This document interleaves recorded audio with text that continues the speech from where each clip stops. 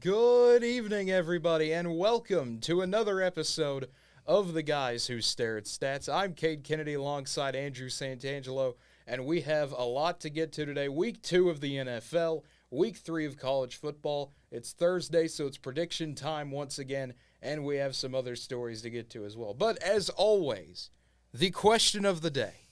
Andrew, how are you doing today? I'm doing very well. End of another week here. Getting ready for another week of football. Coming down, final weeks of baseball, so a very exciting time here. It is absolutely an exciting time, and my goodness, we have the worst case story to start with our show today. Of course, if you have not heard, this came out 2 days ago.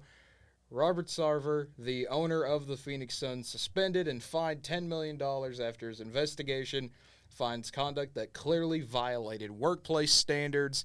This was a big topic for debate. Several players, LeBron James came out, Chris Paul came out saying, this is unacceptable. Maybe we need to be doing more. Adam Silver came out and said, I'm just the commissioner. I can't single-handedly replace him. We were trying to compare to the Clippers situation. And I believe there's one other tweet that said, we don't need to start throwing stones in glass houses for some of these other owners. So sounds like there's a lot going on here. Yeah, no question. I mean, obviously, there's no business for any of this to happen. Obviously, Chris Paul's the big one here since he has been a member of Phoenix Suns, so it'll be interesting to see what happens there. But, I mean, you want to find a way to get someone to replace him, but he is the owner. I mean, I don't know how all that works. It's above my pay grade there. But, I mean, in terms of the fine, he gets $10 million, obviously, there. And, I mean, I think the investigation's going to lead to other stuff going on in the NBA because I think that's one spot here is where else could this be happening? So I think it's going to cause some other maybe investigations to just make sure everybody else is clean. But no, this is a very bad, sad thing to happen, and hopefully that they get this right and figure out what the best solution is going forward. And then just 3 hours ago, the Suns have tabbed Sam Garvin as their interim governor during the suspension. So the vice chairman and minority owner of the team is just going to slide in for the year and take his place. So that is what is going on with Phoenix. But it's a weird story because, I mean, you would think after what happened with Sterling and the Clippers and all that, you would think owners would, hey, maybe don't be racist, You would think that'd be a common thought in people's heads in 2022, but I guess not. Well, and they never really said when this all happened, so, I mean, it could be. I mean, he's been there for a while, so who knows how many times it's happened and over the amount of years. But, yeah, it's definitely something we need to get out of here. It absolutely is. But that is just the main story I wanted to get off with. That is some news that has been happening around the NBA. Looking at the MLB, we're going to go a little bit out of order from our usual shows, do the standings first. As you can see, these 900 tabs we have lined up here. A lot of football to get to this week. But looking at the American League, the Yankees still treading that water there. They've got a 6-game lead on the Blue Jays, trying to hold firm, make sure everything goes all right there. Yankees are starting to heat back up a little bit, though. Yeah, thanks to Aaron Judge. I think he's the MVP of the American League. I get a lot of people want Ohtani, but I think Judge has really carried this team through a lot of different injuries. Obviously, they hit a slow patch at the end of August into September, but they figured things out again, thanks to the bat of Aaron Judge. He's on pace here to possibly break the American League home run record, so, I mean, a very historic season for him here. So, no, I think because of Judge, I think he's got to get the MVP, and I think the Yankees are going to hold on. As funny as it was watching it, but I think they're going to hold on here for the division. It sure seems like. And then right behind him, Toronto, 6 games. Tampa Bay, 1.5 behind the Blue Jays. And the Orioles are still just 4.5 behind the Rays. They still got a chance, 2% chance to make the playoffs. Can't count Baltimore out. No, I mean, it's been a fun story. They've given their fans a lot to cheer about and a lot to be excited for here in the near future of their tenure. Obviously, a lot of young guys on that franchise starting to build up, and they've definitely overachieved expectations this season. So, I mean, I think it's only up from here. I would think it has to be, considering where the Orioles usually are.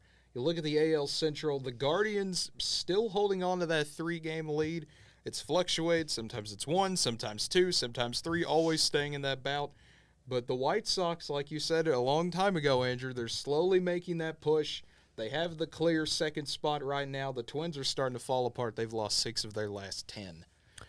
Yeah, no, White Sox have found a little bit of rhythm, but I think it's going to be too late. Guardians are on an even bigger rhythm here, 8 of the last 10, so they've gained a game on Chicago over the last 10 games, gotten that lead up to 3, and I expect Cleveland to hold on. And another team that's overachieved expectations. Nobody had Cleveland going here. It was always about Chicago versus Minnesota in that division, and here we are talking about the Guardians winning it, and maybe the White Sox will be able to catch Tampa Bay in the wild card, but even that's looking a little unlikely right now. And then the AL West, it's just Houston.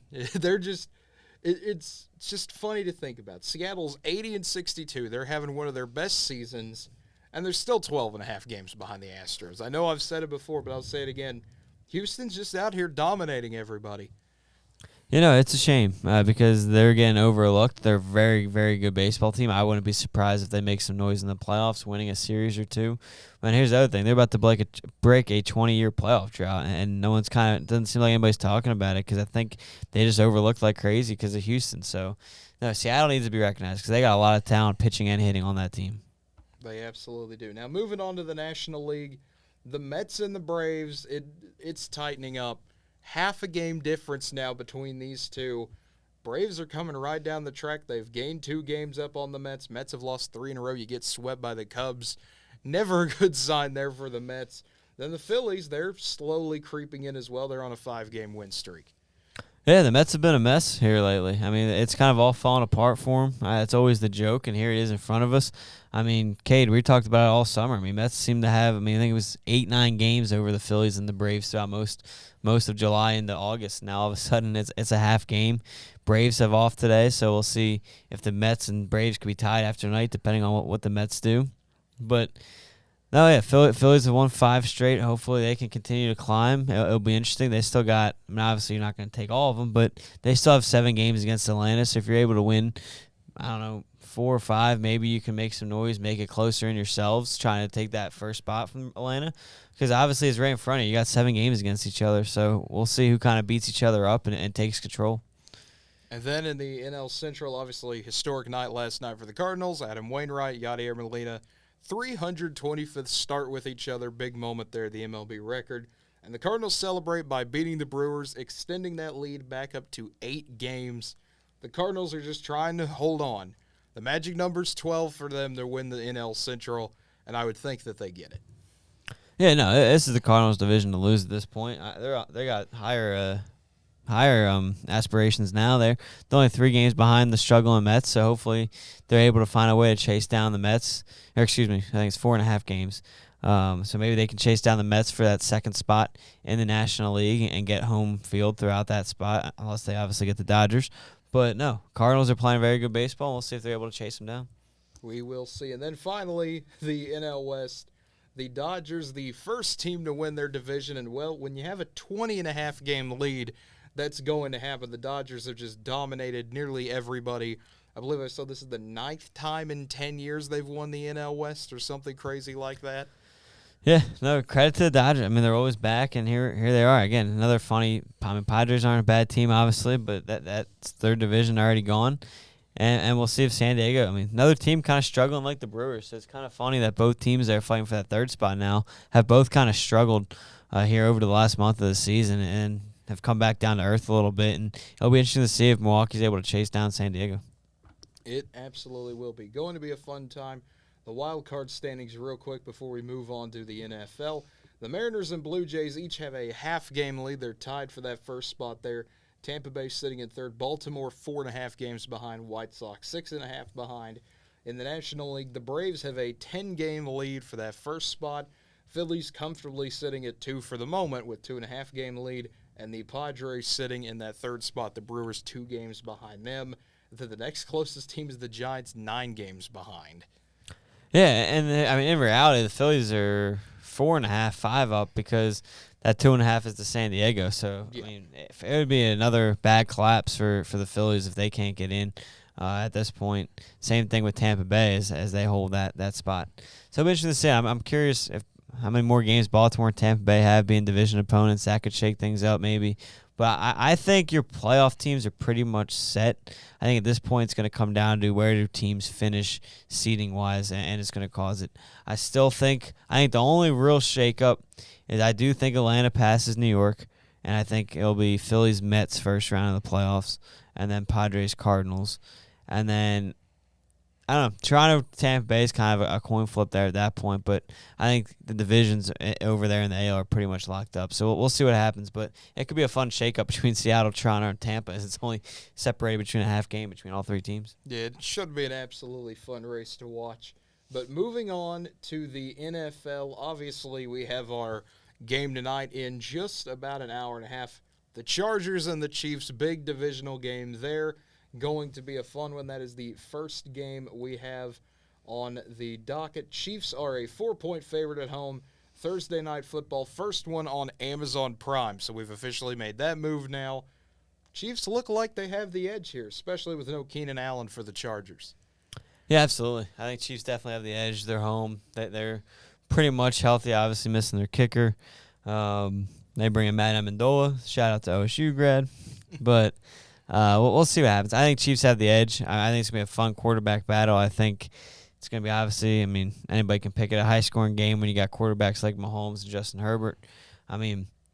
I get the Chargers are missing Allen, but they still got Williams. He's still a fantastic wide receiver, so he'll be able to hopefully survive there. They obviously got Austin Eckler, so still a lot of weapons there on offense.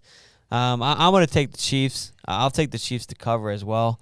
I think they're going to win like a 31-24 type game. So just a touchdown. Yeah. Come down to the end, but enough to cover. That sounds about right. That's what I have. I have the Chiefs covering in this one as well. I think Kansas City's offense is just too good. Keenan Allen will hurt them a little bit, just enough to get the Chiefs to cover there. And then the next game we have the Jets and the Browns. This one interesting. Well, the Browns have a shot of being 2-0 despite having no Deshaun Watson. It's Jacoby Brissette versus Joe Flacco, the quarterback battle we all wanted to see here, obviously, this season. But Browns are 6.5-point favorites. They got the new field rolled out with Brownie the Elf at midfield. Never thought I would see that day, but hey, alternate fields are becoming a thing in the NFL. But I think the Browns take this one. The Jets, without Zach Wilson, that is not going to be a fun time. Yeah, with or without Zach Wilson, I think Browns cover the 6.5 spread. I think the run game here from Cleveland is going to be too much with Kareem Hunt and Nick Chubb. I think they're going to run all over the Jets. Carter's not a bad running back. He'll try to keep him in a little bit. Joe Flacco, obviously an experienced quarterback. He threw for over 300 last week. But in the end, this is Cleveland's game to lose at home. They should go 2-0 and maybe start making noise. Maybe. They absolutely have a shot. If they can just keep moving on, they've got it. But another big game, notable because this is the first time in 25 games the Detroit Lions are favored. They're a 1.5-point favorite to beat the Commanders. That's not something I thought I would see. Carson Wentz leading the Commanders here into Ford Field, but Jared Goff and the Lions have other plans. The big one is DeAndre Swift is questionable for the Lions, so that would be a huge loss for them if he doesn't play. Oh, yeah, without question. He had a fantastic opening week against the Eagles. I think it's an interesting game to pick. Detroit, they looked a lot better than I thought. Washington looked a little better than I was expecting. Detroit's home. I'm going to go Washington. I'm going to say Washington edges out Detroit here in a 23-21 type game. See, usually that's where I would go, is Detroit's going to find some way to mess this up. But I don't know, man. Seeing how the Commanders struggled against the Jags for 3 quarters, I think if the Lions can do the same thing, if they can just hang around in this one, we saw them do it to the Eagles where they were able to make that a game late. I think they can be in a tighter game, do the same heroics, and get a win. They absolutely can. Jared Goff, he's got enough there to carry them. Obviously, if DeAndre Swift's playing, he's a pretty good back, but I'm going to lean here Washington. Yeah, well, there we go. We have our first disagreement of the entire show. Moving on to the next one, the big national game, Tampa Bay coming into New Orleans. Big one here is the Buccaneers try to actually beat the Saints, something that sounds like it should have happened in the past few years, but continues to not happen in the regular season. Saints looking good. They came back. They did not embarrass themselves against Atlanta, no matter how hard they tried for a half. They came back from the 26-10 deficit, but the main story for Tampa Bay is look at all those questionable wide receivers. Chris Godwin, Julio Jones, Brashad Perryman, Leonard Fournette at running back. It's a lot of ifs. Same thing for the Saints as well. Kamara, Ingram, running backs both listed as questionable. So is Jameis himself. So this won't happen. I doubt all of them don't play because that would be really bad for the NFL to have Week 2 game immediately become a backup battle. But it should be an interesting one. Buccaneers are a 2.5-point favorite in this one. Did we miss 14 weeks of the season? This looks like an injury report in like Week 16 when you got everybody questionable and banged up. This feels like Week 18 where the Buccaneers are like 4 games above everyone in the division. Like, we don't need to play everybody. We're good. No, but I'm going to go upset here. I'm going Saints win, plus 2.5 underdogs here. But no, Tampa Bay's going to the Saints. I would be surprised if Chris Godwin plays. I think he's going to sit this one out. Obviously went through the ACL, and then he kind of banged up his leg here in the opening week. So I think they're going to be cautious with him. I think that's going to hurt him a little bit. I think Saints being at home, they find a way to take this game. I think it's going to be 27-23 in favor of the Saints. Even though it's hard to pick against Brady, I have to go with recent history on this one. The Saints will find a way. It'll make 0 sense, but they will find a way. That's just what they do. We both have the Saints in an upset here. Moving on, Panthers going to the Giants. Giants are a 2-point favorite in this one. I mean, what a story that would be if the Giants started 2-0. And they've got an absolutely good shot to do it. Saquon Barkley, he's back, he's healthy, he's running all over everybody. We got to see what the Panthers can do because, man, they have a lot to fix. Giants, I mean, surprisingly, they got the upset win over the Titans. Maybe they can get another one here. Yeah, no, I think Giants do win this game, and I'll take the Giants to cover. I think they looked a lot better than I thought they would. They upset Tennessee on the road. I'll tell you what, Baker concerned me a lot. Carolina struggled a lot in that game against Cleveland. They really should not have lost that game. And I don't know. Hopefully Carolina figures it out. And we talked about it on Monday, you had to figure out a way to run the ball. For some reason, McCaffrey only had 10 carries in a favorably close game. And, he only ran for 33 yards. So, they really never got him going. I think that's going to be their key to finding a way to win. Barkley obviously had a fantastic game. And like you said, Cade's healthy. So, I'm going to take the Giants here. I do not blame. I think the Panthers will find a way to get it turned around. You're not going up against a good defensive line. In Cleveland, you're going up against an okay defensive line in the Giants. I think they'll find a way, but it would not surprise me. If McCaffrey gets 10 or few touches, they're not going to win any game this year. No. But I'll take the Panthers. You fooled me once. You better not fool me twice. Or else I'm going to start saying things about Matt Rule. That's all I can say. But the next one here, the Patriots taking on the Steelers. Patriots are a 2-point favorite in this one on the road. And, man, you got T.J. Watt on the injured reserve. The Steelers are lucky to win that first game, lucky to be 1-0. But, hey, when you got a defense that forces 5 turnovers, blocks PATs, does whatever you need them to do, Steelers are always hard to beat at home. Oh, no, without question. Especially, this coaching matchup here, Bill Belichick and Mike Tomlin, fantastic matchup. Who do you want to go with? Again, we talked about it before. Funny to see Claypool, the Steelers' leading rusher there. The greatest rusher in Pittsburgh history. After week 1. I get T.J. Watt's out. I get that's obviously a hit to that defense. But I think the defense is going to be just fine. You're in Pittsburgh.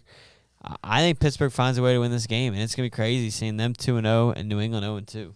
But I think Mike Tomlin finds a way to get the job done here. I think so, too. I think the Steelers' defense rises up again. They win another just absolutely low-scoring game. This could be one of those 13-10 type of games. It really could. Yeah, Patriots only scored 7 in week 1. They got a lot to figure out offensively, and it doesn't get any easier against this defense. So I do not disagree with that score. Yeah, I do not either. Of course well, obviously. I don't disagree, Andrew. I agree when you agree with me. It's great. But the next one here, the Colts and the Jags. Colts fans will agree they need to win. Do not lose to the Jags. What are you guys doing if you lose this game? You're a 3.5-point favorite. Jacksonville doesn't have any injuries, so congratulations to Jacksonville. They've done it. They survived week 1 injury-free, but you look at the Colts, they've got a few pieces. Shaquille Leonard, Michael Pittman Jr., Alex Pierce, Kenny Moore II. They've got a few injuries that they might be dealing with. Can the Jags do it again? Can they get another big upset? Yeah, I mean, you talked about the recent history in the Saints-Buccaneers series. Same thing with this series. Jacksonville has the Colts number in Jacksonville. You obviously saw them spoil their season last year in the last week of the season, beating the Colts. And what did the Colts do to start this year? They struggled and tied a bad Houston Texans team. Now you're going back to Jacksonville. This is a dangerous game here for Indianapolis. You might go the first 2 weeks without a win. This is a fun coaching matchup, especially for Eagles fans. I mean, obviously, Doug Peterson gets you the Super Bowl, and who's on the other side of the sideline? The offensive coordinator from that Super Bowl team, and Frank Wright. So kind of just a fun coaching matchup there. Two guys that worked with each other for a while. They obviously know each other, know each other's system. So this is kind of one of those undervalued, could be a fun game type game. And you know what? You went with the recent history in the Saints series. I'm going to go to the recent history in this Jacksonville series. Give me Trevor Lawrence and the Jacksonville Jaguars. I mean, don't get me wrong. Obviously, Matt Ryan's been a good quarterback, but he struggled in week 1. That's why they went out, and I think they were down 20-3 at some point. They were 27 at some point in that game. And I think Trevor Lawrence figured some things out a little bit. And obviously, you mentioned earlier they had a close game at Washington. So who's to say they don't have another one? And they find a way to win at home. I really wish this game would be a tie. That's what I'm going to start out with saying. If we get the Colts to tie and go 0-2 to start the year, we will have achieved the funniest result we possibly can. We can end the season after this game. I think the Colts will find a way to win. I think they had their embarrassing moment early, like they did last year, but I think they will make fewer mistakes in this game. They will not make the same mistake they did last year. They will take Jacksonville a little bit more seriously. They'll sweat it out. Don't get me wrong. This will be a close game at halftime. We'll all look at it and go, oh, my goodness, is this going to happen again? But I think the Colts pull it away late. And the next one, the Dolphins taking on the Ravens. And, my goodness, this should be a fun matchup. One of the bigger matchups of the day. Two good offenses going at it. Two good defenses. Neither team allowing more than 10 points in their opening game. Should be a fun one here in Baltimore. Absolutely. I think it's one of the games of the week. Obviously, you have tonight's game we already talked about, and then this is definitely a quarterback matchup. What's Tua going to do? Lamar Jackson, obviously, always in the headlines. Interesting running back matchup, too. But, no, I think it's going to be a battle. I think it's going to be back and forth. I'm going to take Baltimore in a very close game. I'm going to say 30-27. I'm going to say the Ravens get it done as well. I would not be surprised if this gets a little bit more high scoring than you expect. These are two fun, talented teams to watch, but I think Baltimore gets the win. Yeah. And then the Falcons and the Rams. Poor Falcons are a 10-point underdog. And, man, I just do not have any confidence in them this year doing anything. I think the Rams will win this one. They honestly could cover this. I would not be surprised if they win by double digits. Yeah, I'm surprised to see it at 10 just because of how the Rams looked on Monday. I might get it. Obviously, you face a good team and everything, but they did not look strong. I don't know why I said Monday. That was the season opening game last Thursday. But it's been a while. Yeah, but anyway. No, so I'm surprised to see the 10-point. Maybe it's because, they get a little bit of extra rest so they have time to fix it. But I'm going to go Rams, and I think it's going to be, convincing. But I wouldn't be surprised to see, Atlanta just get one of those cheap garbage time touchdowns and knocks it underneath the spread. 13-point game or something, you get a late cheap touchdown. So I'm going to say Atlanta covers, but Rams win the game. Alrighty. Well, I think the Rams win by 14. I think it's going to be the opposite. The Falcons just give up a late score. Even though it's already decided, maybe the Rams punch another one in just to make some people mad. I don't know. And then the next one, the surprising Seahawks are 1-0 after upsetting Denver. They've got a shot to go 2-0. They have a way better shot than you would think going up against the San Francisco team that could only put up 10 points in the rain at Soldier Field, struggled mightily against the Bears. Yeah, I mean, again, this 49ers team I would never trust. I mean, they just got so many question marks. And it starts at quarterback. I talked about it before. You still don't know George Kittle's health. He seems to be banged up. He might not be able to play again. I mean, listen, especially the 8.5, that's a lot. That's a lot for this kind of game, I think. I think the 49ers find a way to come out with the victory. I will say that. But I don't think it's 8.5 points. This is my bold pick. Seattle will find a way to upset San Francisco. Listen, Trey Lance is not that good. He really is not going. Geno Smith might actually be a better quarterback than him. I would not be surprised if the Seahawks come out, they have a game plan, just, hey, if you want to be the most conservative team in the NFL, just run the ball and play good defense, we'll take that. We can do the exact same thing, turn this into a rock fight. This is going to be one of those crazy games, I feel like, where you're going to have something random happen, maybe a blocked punt late in the game. I think Seattle finds a way to get this win, and we're all looking, going, how in the world is this Seahawks team 2-0? Hey, Pete Carroll's a good coach. I think it's going to be all credit to him if they do. It absolutely will be. Then the next one, Cincinnati taking on Dallas, and my goodness, you already know the storyline with this one. The Bengals had one of the worst openings you could have to a season, Joe Burrow, with 4 interceptions, 5 total turnovers for the Bengals. But they come into Dallas as a 7-point favorite. Why is that? Well, the Cowboys don't really have an offense. Dak Prescott goes out with an injury. Cooper Rush coming in at quarterback. You're not going to have many of your good wide receivers. Of course, they're all injured. And you, for some reason, forget that Ezekiel Elliott exists. So when you combine all that, the Bengals, I think, will take care of business in this one. I don't see them turning the ball over 5 times again. No, Cincinnati's going to win this game. They'll cover the spread. I mean, it's just too much without Dak, your number 2 receiver, your number 3 receiver, your starting left tackle. So it's going to be too much. Yeah, they have guys out on the defensive side as well. So, I mean, this is only week 1. I mean, this could get pretty ugly quick for the Cowboys. This absolutely could. I would not be surprised, though. Watch the kicking game again for Cincinnati. Clark Harris, the long snapper, is in the IR. Kicking might be an adventure in Jerry World. The next one here, the Texans and the Broncos. Neither team has technically won a game yet. Texans, though, are a 10-point underdog going into Denver with Russell Wilson's home debut in Denver. Yeah, Denver needs a bounce-back game. Obviously, they struggled a game they could have won. This one was Monday night. Hopefully, they're able to get back to it and find a way to win. Obviously, they should have beat the Seattle team. Came out on the wrong end of that one. But, no, I think Denver's going to win this game. I'll say they cover. I think Russell Wilson really shows out in his debut. But I'm going to go Denver here big. I think the Broncos get the win here. They recover. They stop doing whatever the heck they were doing. Just let them air it out. That's all you got to do here. Just let the Broncos do what works best for Russell Wilson. And I think they will take care of business. The next one here, the Cardinals playing the Raiders. Raiders are a 5.5-point favorite, and I don't blame them. You look at what the Cardinals defense did. It was an absolute clinic on how to not play defense against the Chiefs, giving up 44 points in that first game.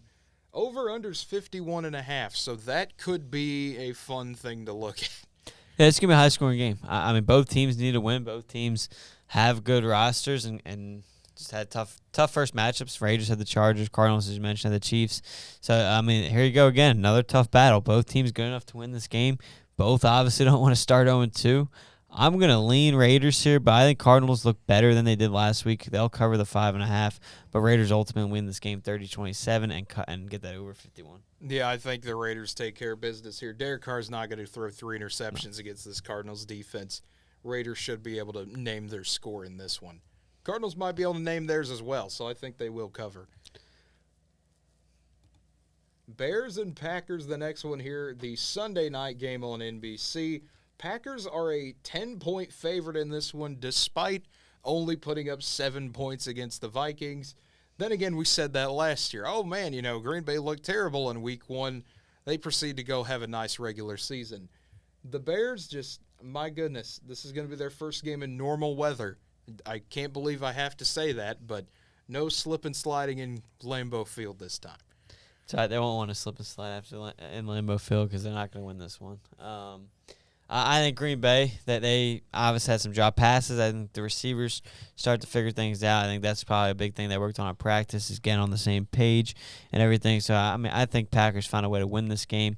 I don't know if it's by 10 points. It's a lot. It's a lot of points in a divisional matchup, so we'll see what happens there. But Green Bay takes this game. Yeah, I think Green Bay does as well. I think the offense will make enough improvements. I don't think your receivers are going to drop that many passes. Aaron Rodgers will have another good day. and he will continue to own the Bears. Next one here, the first of 2 Monday night games. I don't know how you feel about the 2 Monday night game deal with a 6:15 kick and a 7:30 kick. Well, they usually do it on opening weekend or the opening week, so I don't know why they switched that this year. That's because I think we talked about it when we were previewing last week, and I said that usually there's 2, and then I didn't even know there was 2 until the other day. They were advertising it for the upcoming week or whatever, and I saw that. I mean, obviously I knew the Eagles for Monday night, but I mean I didn't know this one. But I'll tell you what, this is a good matchup right here. It absolutely is. Bills are a 10-point favorite over the Titans. I mean, the Bills are coming off probably one of the best opening statements you could have in Week 1, 31-10 over the Rams, saying, hey, look, here we are this year. This is what we're going to do. We're going to roll over and we're going to beat teams up. And I think that's what they do against the Titans. I don't think they'll cover, but I think they'll win in a tough physical game up in Buffalo. Yeah, that Allen Diggs connection really went out in Week 1, and then I think Derrick Henry's going to keep the Titans in this game. So I'm surprised to see a 10-point spread here. So I agree with you on both ends. I think Bills win, but Titans will keep it within 10. And then the final game of the week, the Vikings taking on the Eagles Monday night in Philadelphia. Eagles are a 2-point favorite in this one. Can Kirk Cousins beat a team that is above 500? I don't know. He's perfectly average as a quarterback against 61, 61, and 2, I believe his record is as a starter. So this game determines a lot for him for the moment. Yeah, I think it's going to be a battle. I mean, Monday night, it's going to be a fun atmosphere. Here's the thing. I always say it. I think Kirk Cousins is an underrated quarterback. I think this Vikings team is underrated. I think their defense is very good. Obviously, you saw them hold Green Bay to 7. I do think they got beat a couple times and got lucky with some drop passes. But, no, I think this Minnesota team is pretty good. I think it's going to be a fun back-and-forth game. I think the over-under 50.5. I mean, I think it's going to get into a little bit of a shootout as well. I mean, you look at some of the receivers in this matchup, Justin Jefferson and A.J. Brown. Obviously, Dalvin Cook's a monster. And then Miles Sanders had a good opening week. See if he can continue that. So I think it's going to be a fun game. I'm going to take the Eagles at home, 30-27. Alrighty. I think the Vikings find a way to pull it off. I don't know why. There's just something about this game screams to me the Vikings are going to pull something out late. I don't know if Justin Jefferson goes off. Dalvin Cook maybe has a big game. Somebody's going to pop off for the Vikings and cause some chaos on Monday night. And now we turn our attention to college football because this is one of those weird weeks, and this is kind of how people felt about last week. Not a whole lot of games that stand out and jump out at you. Not a whole lot of games you look at, oh, I need to sit down and watch that game. There's no Alabama, Texas. There's no Baylor, BYU.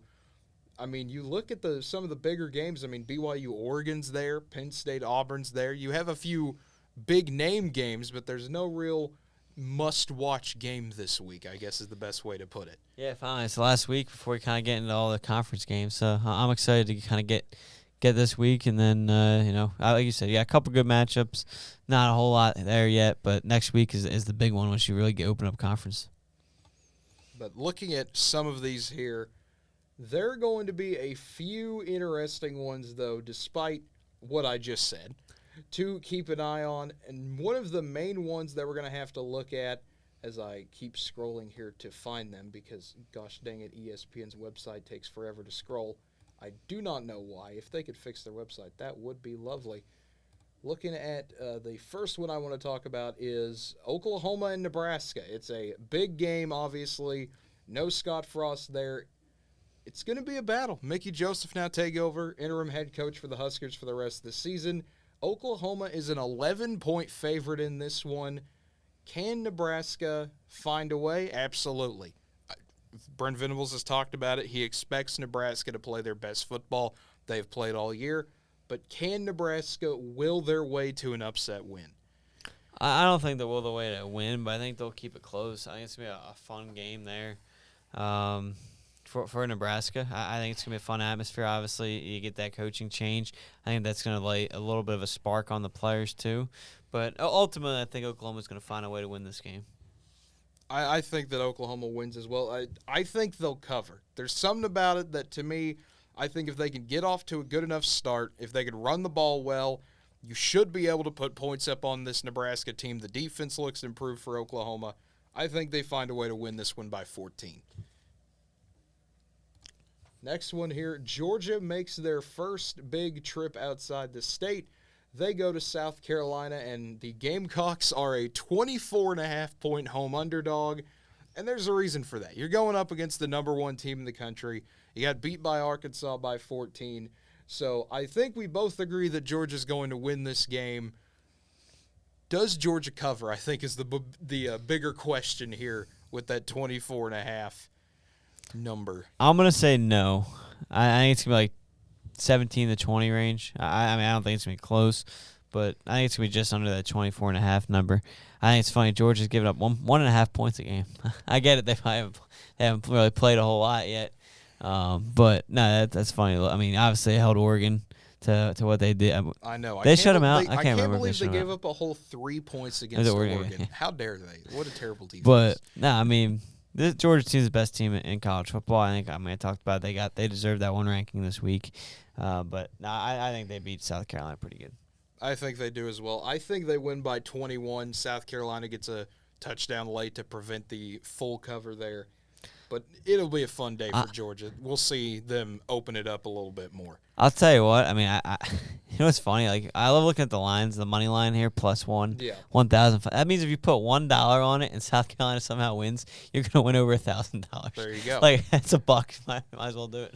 Yeah, I mean, it's one of those like, just throw the $10 bet down and see what money you can get on South Carolina because, hey, you never know.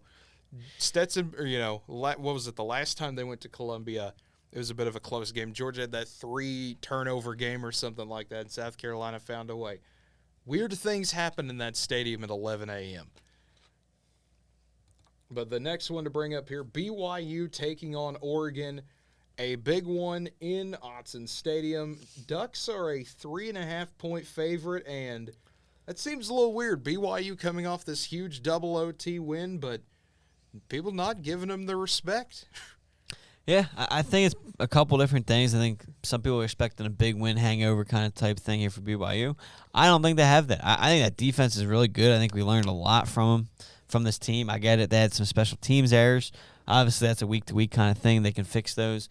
But I'm going to take BYU here. I think BYU wins another close game. I mean, Oregon's offense obviously had a good week last week, 70, but obviously struggled against Georgia. We expect them to put up more than 3 points in that game. But I'm going to take BYU here in a close game, close, low-scoring game. I'm going to go 2017. All right. I think BYU wins this one as well. I think they put a little bit more up. If Georgia was able to put 49 up on them, I think BYU will find their way to a 35-24 type of win. Very convincing win there. Another good rank win for them. Yeah, I think BYU gets the job. And then Ole Miss goes to Georgia Tech. Rebels are a 16.5-point favorite on this one. Georgia Tech did play Clemson close for a half. The big question, I guess, would be, can they pull an upset here? I mean, this is quite an uphill battle for the Yellow Jackets. It's an uphill battle, but, I mean, like you said, they played Clemson close for a while. They get this game at home. I think they can play close. I think Georgia Tech covers 16.5. I'll take Ole Miss, though, to squeeze by and get this win. But I think down late in the fourth quarter, we'll be watching this game as a close one. I can't do it. I think Ole Miss finds a way. They're figuring their offense out a bit. They've had to switch quarterbacks around. They had to pull Jackson Dart against Troy. Now they're still trying to figure their offense out. I think Georgia Tech keeps it close early, but Ole Miss finds a way to win by 20+ at the end of it. And then Penn State and Auburn, the big-time CBS game of the week. Nittany Lions coming down to Jordan-Hare. This is going to be a wild atmosphere down there for this game. Both teams undefeated. Penn State is a 3-point favorite, though. Nittany Lions showed signs of improvement last week. The defense, they tightened up. They played a lot better. Sean Clifford's starting to figure it out a bit more on offense. And you look on the Auburn side, they struggled with San Jose State. There's no sugarcoating that. You only beat San Jose State by 8 points. But we all know it's Auburn at home. Anything can happen when they're at home.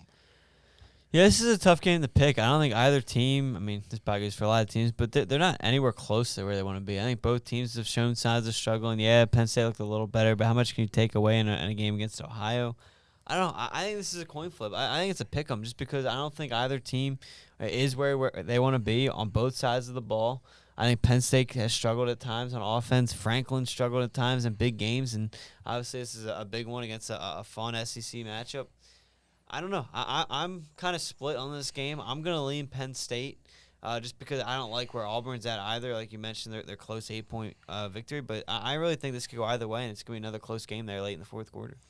I agree. I think this will be a pretty close one, but I just don't trust TJ Finley. If he's my quarterback, I do not trust any Auburn team to win. Just give Tank Bigsby the ball. I trust him a lot more. I think Penn State winning by 3 is right on the money. Yep.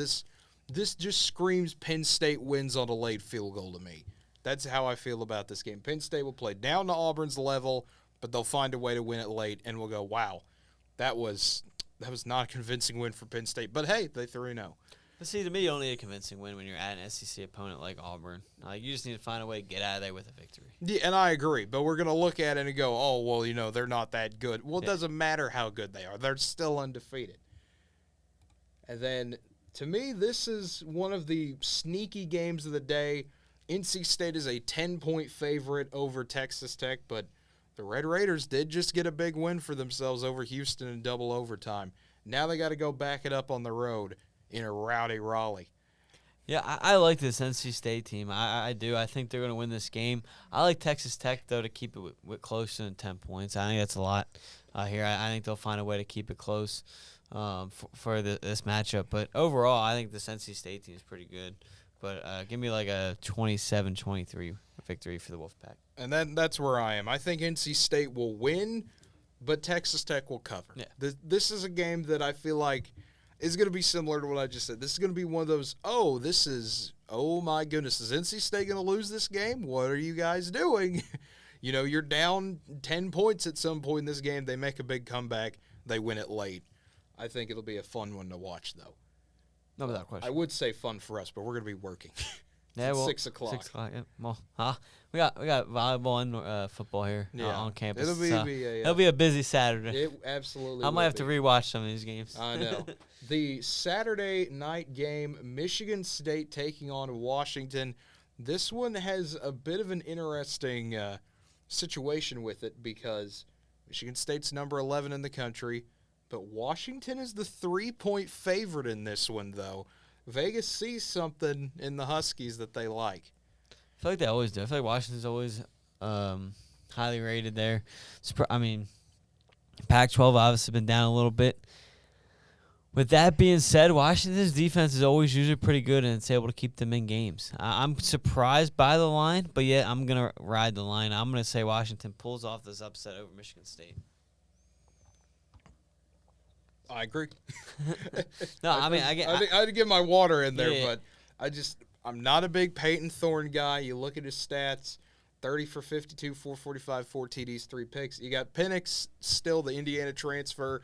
We saw how clutch he can be during his time with the Hoosiers. Now he's with the Huskies. You can give Washington, they just need a solid team this year. If they can just get back to being okay, they can start building that path right back up after the Jimmy Lake season last year. I think this is the moment where they do it. They get a big national audience to show off to, and they get the win over Michigan State. Yeah, I think the offensive numbers here are a little skewed just in the first 2 weeks, though. I think it's going to be a lower scoring game. Like the 57 to me seems kind of high for this type of game. Yeah, I agree. This could be more one of those, 21-14 type of games, and it wouldn't surprise me. Yeah, we might be looking at like a 7-7, 10-10 game here late in the third quarter, early fourth. Yeah, we need Pac-12 After Dark to show up in this one. We need like 5 turnovers in one quarter. Just something ridiculous to happen. And then UTSA taking on Texas. This one is a bit wacky. So, no Quinn Ewers in this game, as you would think. He gets injured against Alabama. There's the rumor, I guess, on the street is that Hudson Card is not going to play either.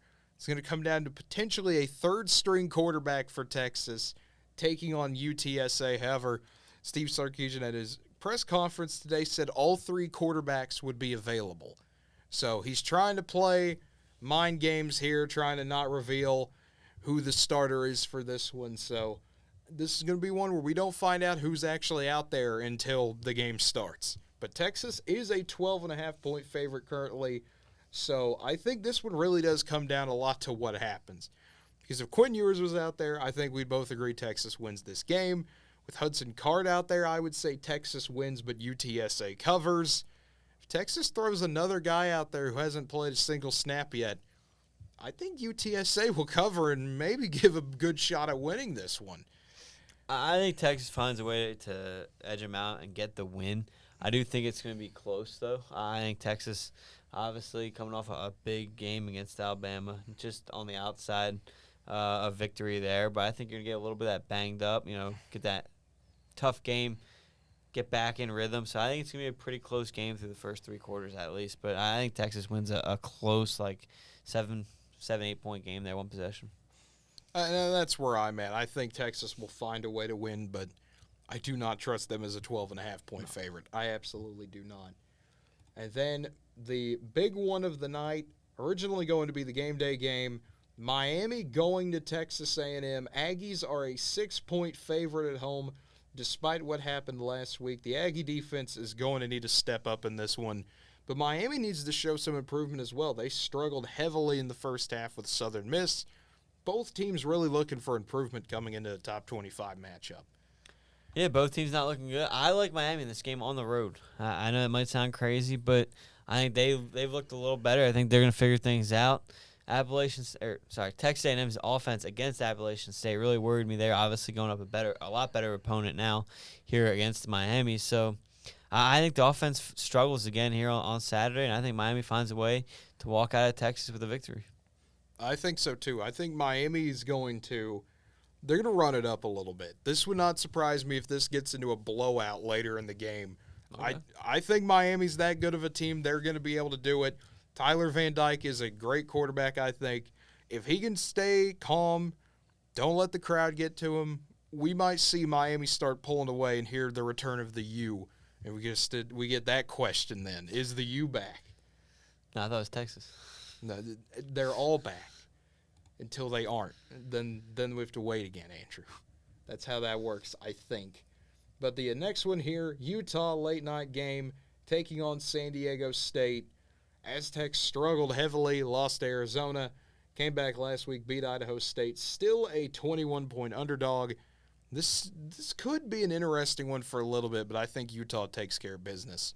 Yeah, I don't think it's going to be – I think Utah runs away with this one pretty quick. I don't think they're going to put any question into it. I think they've figured things out from that Florida game. We all thought I thought they'd win that game, but no, I think they take care of San Diego State fairly quickly. I think they do too, and they get that cover. Even though it's 21 points, I think they can get that cover. Yeah. And then the next one, the final one to talk about, 9:30 on Fox. How often is it that we see Fox do 4 games in one day on their main channel? USC taking on Fresno State should be a fun one there. To me, this one screams shootout. I know USC is a 12-point favorite. You look at that over-under of 73.5. A lot of points expected to be scored in this one. See, I always go under here because while I agree with you, I do think USC is going to blow them out and everything.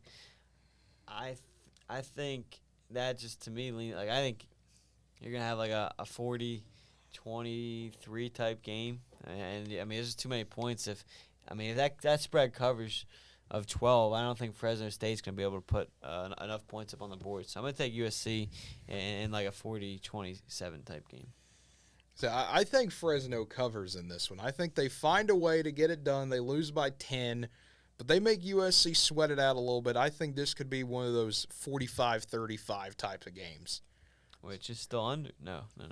I do have the over in this one. This is going to be a fun game to watch late at night. A little Pac-12 after dark. Right when we'll be getting home? Yep, and right when we'd be about getting home. That is correct. But that will pretty much do it unless there's any other games that stick out to you looking back up at the schedule. Gotta give my boys a shout out. Villanova going against Army this week. There you go. D1 matchup. They always try to get that one D1 game in. They're trying to go D1 here for football, so they always throw one in there. Then this year and this week it's going to be going up against Army. I think it's at 11 a.m. Yep, there we go. 11 a.m. on CBS Sports Network. We can take a quick look at that one. I think the Nova's ranked 5 in the. Okay, well it's in their Nova's ranked spread. So I guess we can't say who's going to cover. I can get you one real quick. Oh, give me I'm sure, but ESPN does not want to list one. So all I can tell you is that ESPN's matchup indicator is an 87% chance that Army wins this game. I don't know. Army's one of those wacky teams where they're going to be in the game. You know what they're going to do. But Villanova, I mean, like you said, they're a top 5 FCS team. They can hang around and make this fun. Yeah, I remember last year they made that game against Penn State fun for that first half before Penn State took it to them in the second half. But no, it's always fun watching. I mean, I have fun because I'm a Nova fan, but it's fun watching that type of game. Yeah, and then someone wanted to ask about Alabama. Alabama's going to be playing UL Monroe this week. The Tide are a 49.5-point favorite. I don't think they're going to cover because they're going to put their backups in a little bit early, but Bryce Young's going to do Bryce Young things. Alabama's going to absolutely destroy Louisiana Monroe. They're not going to be in a good position after what happened last week. Alabama might try to go for 70 on somebody. No, absolutely. This game will be over by the 10-minute mark in the first quarter. Yeah. And it's 14-0 already. Yeah, after UL Monroe throws a pick six or something crazy. But that's what we think about Alabama. They'll absolutely roll this week. But back to more pressing matters. Villanova and Army. Here we got to go. get a spread for this thing. Army minus 9.5. Projected score 31-21 Army. All righty, there we go. So, I don't know, 9.5? I don't know. I think Army covers that. I think they win by 10 or more. Yeah, I'd probably lean Army against the spread there. I mean, like you said, we all know what they like to do and everything. And no, I think it'll be a fun first half, though. I really do. I think it'll be a fun, close opening half. Oh, it probably will be. I would not be surprised by that at all. But other than that, any other games that stand out to you? As I continue to move the screen on you.